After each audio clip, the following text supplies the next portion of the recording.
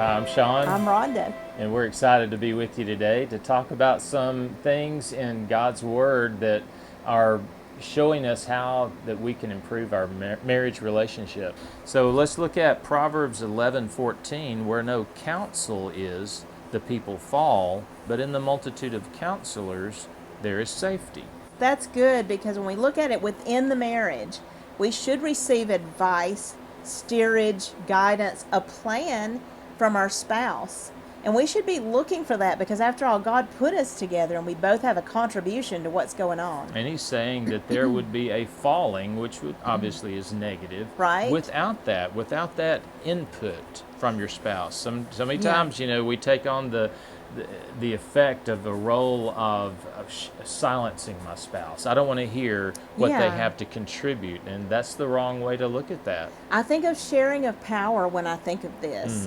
Because, in healthy marriages, the spouses share power in decision making in all areas, financially, parenting, spiritually, socially, all the different aspects of who they are as a couple. Both are involved in making those decisions. It's basically saying, I validate you, I Yeah. validate your perspective. It may not be identical to mine. I may need Right. time to digest it, to understand it.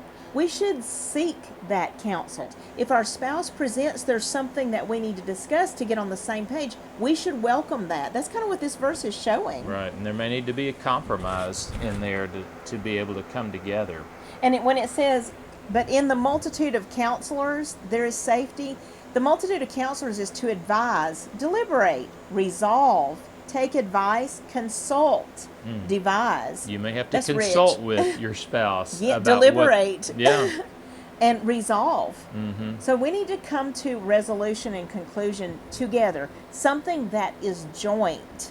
If you've got one person dominating in the marriage, guess what? You're not taking counsel from your spouse. There isn't a sharing of power. so if one spouse is the dominant one being seen, Right. that's not a healthy marriage, because God said the two shall be one, not just one of them. And we see that a lot in the male dominating because I'm the head of the house and you should submit to me. One thing we should say is, if the husband is demanding submission, it can't be submission, because submission is willfully given.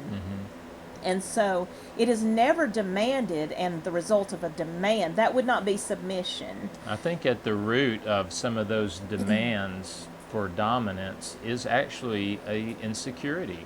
A Probably person so. can feel insecure because if I don't push myself forward, then I'm going to be run over, or I'm not going to be heard, or Right. different things like that. Or maybe the wife can respond or present better, and that might be helpful, because sometimes she may come across as if she wants to be the one that makes the decision. But instead, what we see in the Word is the man is the head, but he's going to seriously consider the contribution of his wife, because God said it's not good for him to be alone. He needs a helper. And then he gave her to him. He should be looking for that help that God has packaged in her. So in a healthy It's mutual. marriage, in a healthy marriage, a man will receive influence and share power with his wife. And when it says there is safety, it means rescue, deliverance, help, victory. So don't we, in our parenting, our finances, our social lives, our spiritual lives, don't we want there to be victory? Don't we want to overcome? Don't we want to move forward and grow? Guess what? That means we have to share power and receive influence from each other by activating that counsel. In that marriage is something that God designed. There's more than just the natural element to it. There's Yes. spiritual power there. Yes. And when we operate what God made, the way God made it to operate, there's going to be Yes. power Yes. in that. We're going to see His 'Cause it's a God effect. thing. We're going to see heaven on earth. That's good. Yeah. In Proverbs 15:22, it says, without counsel, purposes are disappointed, but in the multitude of counselors, they are established. That's powerful. It is. Without that coming together in close deliberation, which implies intimacy and consultation, a secret or an inward secret counsel. It even includes the word of a session. You're having a session. Right. So this is really a good picture of what you and your spouse coming together and having an intimate session or Yes. counsel together is going to mean that your purposes, your plans and thoughts are not going to be disappointed. And so, don't we see in a lot of marriages when there's a lot of conflict, aren't our thoughts, our expectations, what we want in this marriage, aren't they disappointed because we're striving together? Guess what? We probably didn't come into counsel together. And I'm just thinking of where Jesus said in Matthew 18, if two of you agree on earth as touching anything Yeah. that they shall ask, it shall be done. Agreement. What Oh, is my that? What do you goodness. see right here taking place? You've got two people. What better place to have two coming together in Yes. agreement than a husband and wife? Yes. Right? And they shall ask anything, Wow. and it shall be done That's by my huge. Father. That is power, and that is heaven on earth.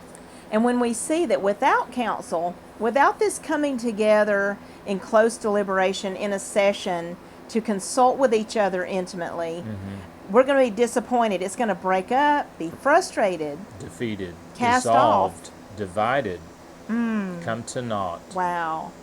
But in the multitude of counselors, and this is the same as what we just read, to advise, deliberate, resolve, take advice, consult, devise. That they are established. So when you come together with your spouse to have that intimate counsel, your purposes, your plans and thoughts are established. They rise and are accomplished. They're clearer. They're performed. They're made sure. Because we're coming on the same page. And we're going together in parenting, in finances, spiritually, socially, as a team, as a unit, as two who have become one. I'm thinking about that yoke of oxen again. Yeah. And so I know that when the two oxen are joined together, they don't just pull twice the load, it's exponentially more. And I don't Right. recall what that number times how much is, but it's more than just what one can pull plus what the other one can pull. Yes. It's many times more. And when you and your spouse are pulling together, Yeah. you are validating each other. Right. You know, I don't know, there's more even to that with the oxen. I know that they aren't identical. They put one together Yeah. that has a little bit different dynamic in there somehow, and they work together. There could be- However, if you had one that was weaker or Yeah. shorter, Yeah. they would go in circles. True. And so they have to share power That's true. That's true. if they're going to go forward. If there's an imbalance of power or an imbalance of strength, they'll go in circles Yeah. because of the weaker one or the shorter We one. know Proverbs is a book of wisdom, Right. of God's wisdom, which deals a lot with words. We talked about taking counsel together and a lot of things related to that. You want to be able to come together in unity, in close deliberation with your spouse.